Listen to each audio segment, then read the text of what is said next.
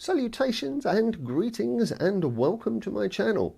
Today, as promised in a previous episode, I am going to be developing a C41 colour film, and I'm going to be giving my impressions on the CineStill temperature control unit and the Bellini C41 liquid colour chemical kit. Let's get into it.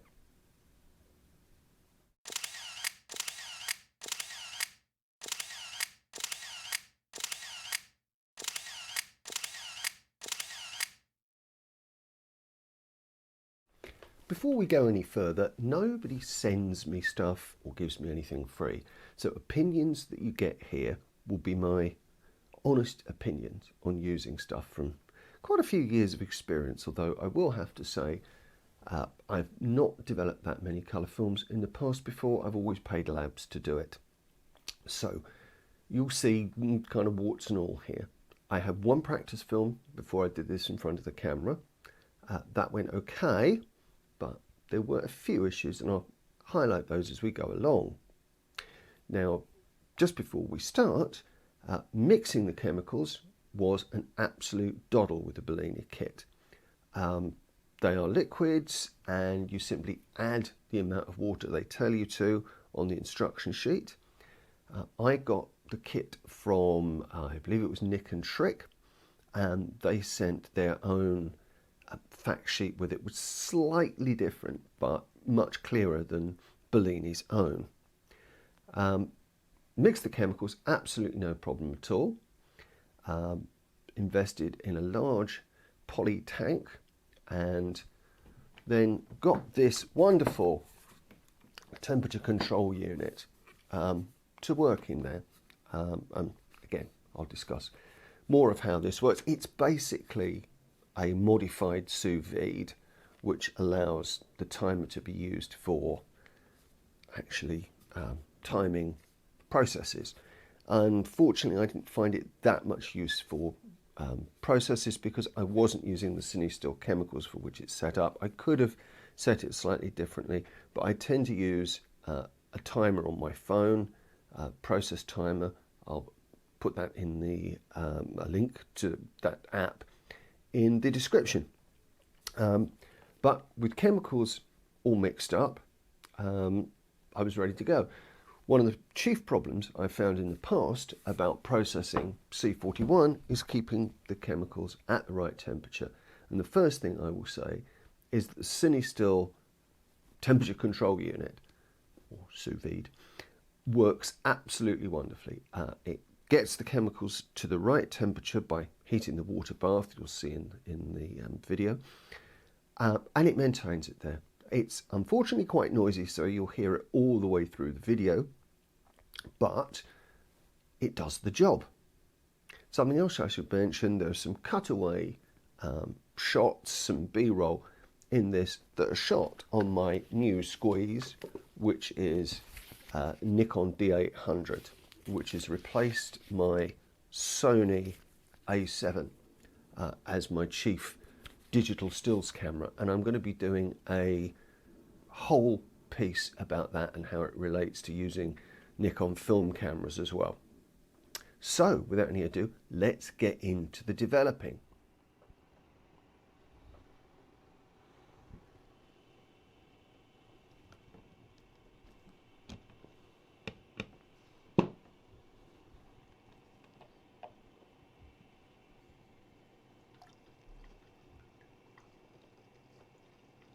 And we're just going to put the pre-warm in.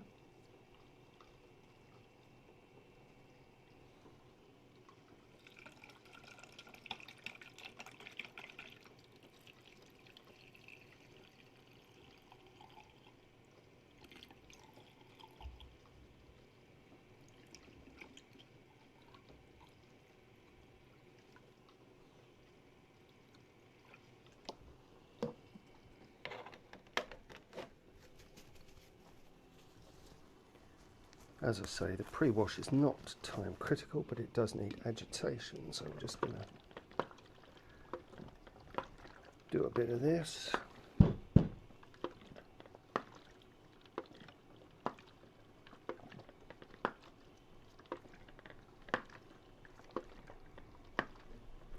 definitely an issue when you're using a mobile phone timer, yeah, about getting it to start and stop when you have gloves on.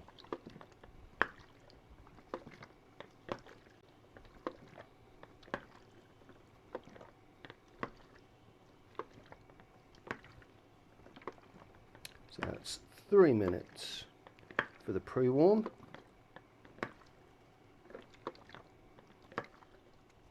Get the developer ready.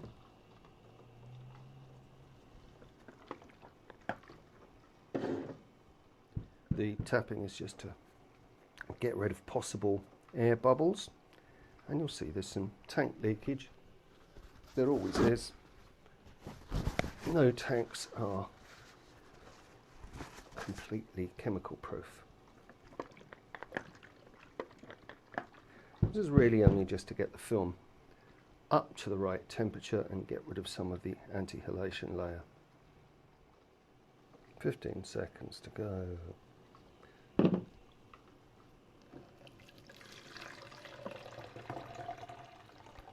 We'll pour that out and we'll go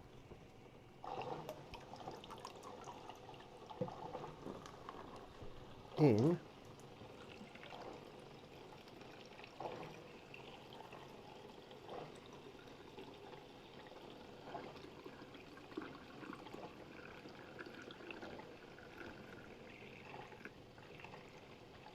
with the developer.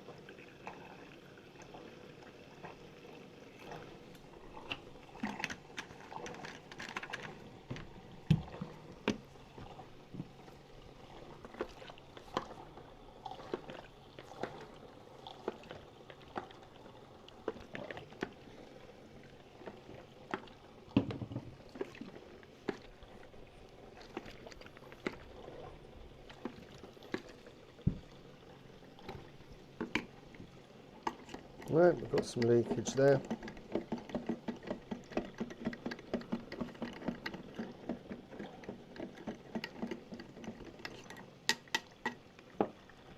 There's a hazard of tanks.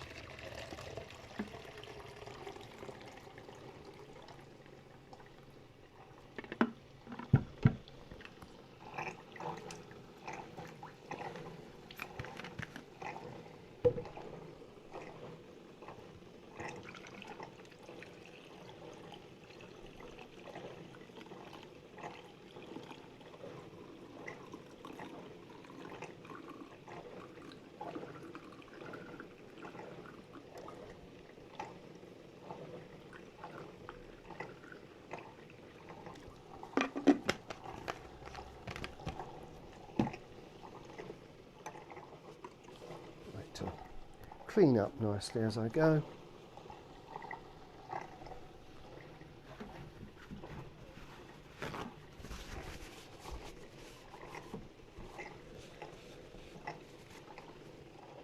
fresh gloves so that I don't contaminate between the solutions.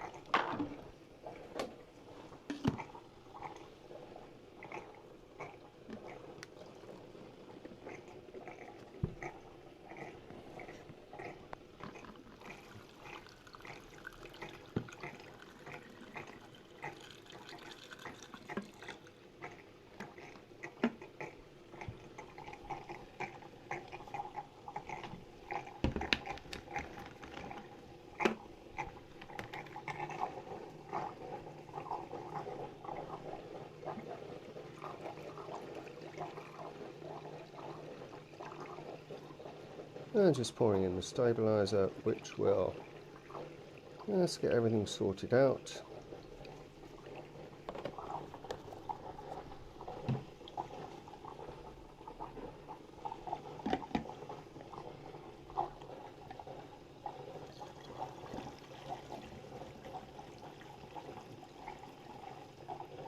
I'll pull these back into the bottle so we don't get too much in the way of oxidization. Okay, so that really is quite safe in the stabilizer solution. And now we'll clean up and take the film out.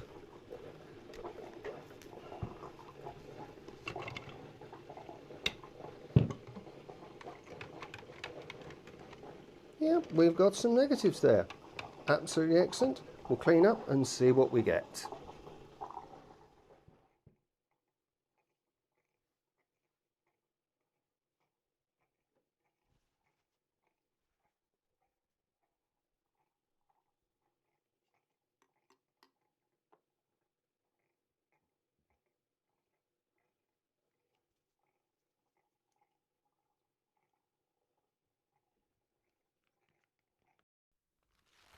Well, after about an hour to dry and cutting up, we have a full 36 exposure roll of Portra 400, well exposed and well developed.